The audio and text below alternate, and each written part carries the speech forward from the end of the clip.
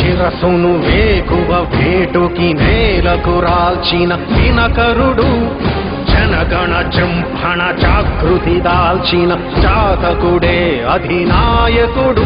రుధిరాశ్రువు చోరణ ధోరణితో గదిలొచ్చెను వెల్లువలా, కసి కక్షల కత్తుల వంతెనపై శివమెత్తగా వచ్చెను సాంబుడిలా.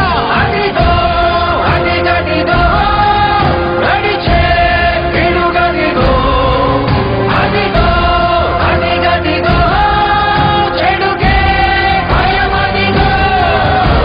శ్రీకర భీకర భూవరమై రణధీరత నింపిన శ్రామికుడు, భగభగ హింసను ధ్వంసము చేయగ అడుగిడెరా అధినాయకుడు.